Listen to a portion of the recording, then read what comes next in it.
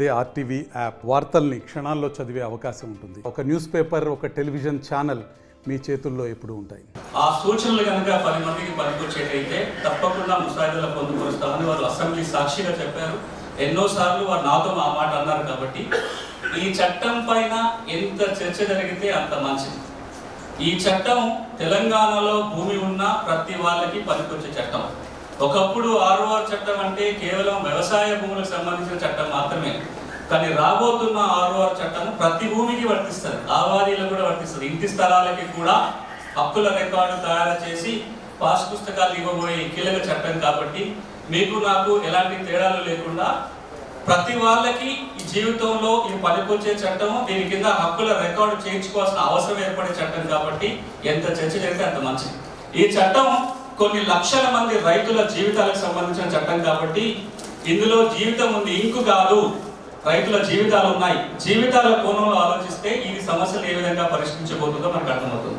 2011లో కౌలుదారుల కోసం ఒక చట్టం వచ్చింది. అప్పుడు కాంగ్రెస్ ప్రభుత్వం రఘువీరారెడ్డి గారు రెవెన్యూ మంత్రి ఉన్నప్పుడు ఎల్ఈసి కార్డుల చట్టం అంటాం, రుణ అర్హత కార్డుల చట్టం అని, అధీకృత సాగుదారుల చట్టం పేరు, లైసెన్స్ కల్టివేటర్స్ యాక్ట్ పేరుతోటి కౌలుదారులకి గుర్తింపు కార్డులు ఇవ్వడం కోసం ఒక చట్టం వచ్చింది. ఆ చట్టం వచ్చినప్పుడు కూడా ఇట్లాగే మండల స్థాయిలో, జిల్లా స్థాయిలో, రాష్ట్ర స్థాయిలో మీటింగ్లు పెట్టి అభిప్రాయాలు తీసుకొని వాళ్ళ అభిప్రాయాల ఆధారంగా అసెంబ్లీలో చట్టమైంది. ఈ రోజు కూడా చాలా ఉపయుక్తంగా ఉంది ఆ చట్టం. ఒక మాట చెప్పాలి, ఇదేదో గాలిలోంచి ఊడిపడిన ముసాయిదా కాదు. ఈ ముసాయిదా కనుక చట్టం అయితే తెలంగాణకి 5వ ఆర్ఓఆర్ చట్టం అవుతుంది. ఈ 5వ ఆర్ఓఆర్ చట్టం అవుతుంది. గడిచిన 4 ఆర్ఓఆర్ చట్టాల అనుభవాలను దృష్టిలో పెట్టుకొని ఈ ముసాయిదా రూపొందింది. 1936, 1948, 1971, 2020, ఇప్పుడు ఇది వస్తే 2024 ఆర్ఓఆర్ యాక్ట్. 48 ఆర్ఓఆర్ చట్టం కింద కాస్రా పానీ తయారైంది. 71 ఆర్ఓఆర్ చట్టం కింద 1B తయారైంది. 2020 ఆర్ఓఆర్ చట్టం కింద ధరణి పోర్టల్ వచ్చింది, ధరణి ఆర్ఓఆర్ రికార్డ్. ఇది వస్తే కనుక 5వ చట్టం అవుతుంది. ఈ అనుభవాలు అన్నింటినీ చూస్తుంది. కేవలం ఏదో 2020 చట్టం తీసేసి 2024 చట్టం రావట్లేదు.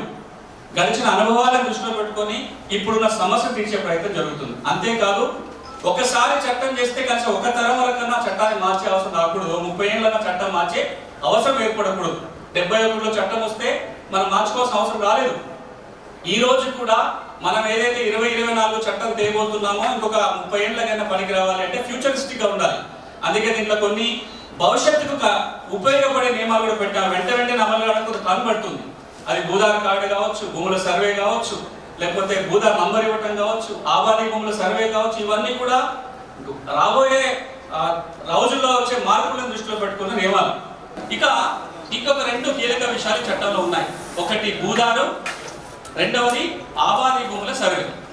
ఈ భూదార్ ఏంటి, భూదార్ కార్డు ఏంటి, చాలా అనుమానాలు వస్తున్నాయి. ఇప్పుడు ఏదైతే సర్వే నెంబర్ ఉందో సర్వే నెంబర్ స్థానంలో భూదార్ నెంబర్ వస్తుంది.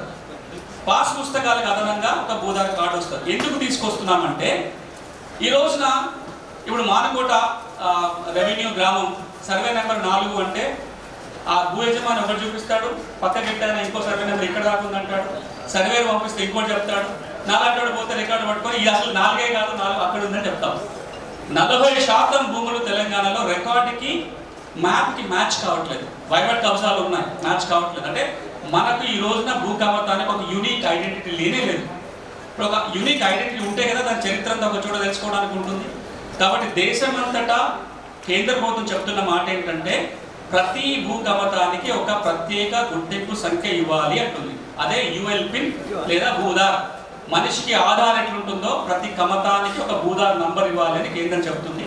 ఈ చట్టం ద్వారా అలా నెంబర్ ఇచ్చే అవకాశం ఉంది. ఈ చట్టం చెప్తుంది దాని ప్రకారం ప్రతి కమతానికి ఒక భూదార్ నెంబర్ వస్తుంది, ప్రతి యజమానికి ఒక భూదార్ కార్డు వస్తుంది. ఆయనకి 4-5 కమతాలు ఉంటే 4-5 భూదార్ నెంబర్లు ఉంటాయి. అవన్నీ కలుపుకొని ఒక కార్డు ఇస్తారు. ఇక రెండో అంశము ఆబాదీ భూములకు సంబంధించి తెలంగాణలో దాదాపుగా 12,000 రెవెన్యూ గ్రామాలు ఉన్నాయి. ఈ ఆబాదీ భూములకు మనం ఎప్పుడు సర్వేనే చేయలేదు. 5 ఎకరాలు, 2 ఎకరాలు, 3 ఎకరాలు ఉంటుంది. అలా హౌస్ సైట్స్ ఉంటాయి. ఇంటి నెంబర్లు ఇచ్చినాం కానీ దానికి రికార్డ్ అయితే ప్రాపర్గా లేదు. నిన్న మొన్నటి వరకు రిజిస్ట్రేషన్ల మీద కూడా ఇబ్బంది ఉండే. ఆబాదీ భూమి అంతా ప్రభుత్వ భూమిగా పరిగణిస్తారు కాబట్టి రిజిస్ట్రేషన్ చేసుకోవడానికి కూడా ఇబ్బంది ఉండే. దాని మీద హైకోర్టు చాలా తీర్పులు కూడా ఇచ్చింది. కేంద్రం ఒక కొత్త పథకాన్ని తీసుకొచ్చింది 4 ఏళ్ల కింద. పంచాయతీరాజ్ శాఖ సౌమిత్వ ప్రాజెక్ట్ కింద దేశంలో ఉన్న 7 లక్షల పైచిలుకు గ్రామాలలో ఉన్న ఆబాదీ భూములని డ్రోన్ల ద్వారా సర్వే చేసి మ్యాపులు తయారు చేసి ప్రతి ఇంటికి ఒక ఆస్తి కార్డు ఇవ్వాలి అని. దానివల్ల ఎంత ఫలితాలు వస్తుందో మీరు ఆలోచించండి. ఇంటి స్థలానికి కనుక ఒక రికార్డు ఉంటే నాకు అవసరం ఉంటే పోయి మీరు బ్యాంకులో కుదరబెట్టుకోవడానికి, ట్రాన్సాక్షన్ చేయడానికి చాలా విధంగా సులభం అవుతుంది. ప్రభుత్వానికి కూడా చాలా ఈజీ అవుతుంది ప్లానింగ్ చేయడానికి. ఒక మాట ప్రపంచ ఆర్థికవేత్తలు ఏమంటారంటే, భారతదేశంలో చాలా సంపద ఉంది కానీ అది చాలా ఆస్తి ఉంది కానీ దాన్ని సంపదగా మార్చుకోలేకపోవడం వల్ల మనం పేదరికంలో ఉన్నాము అంటారు.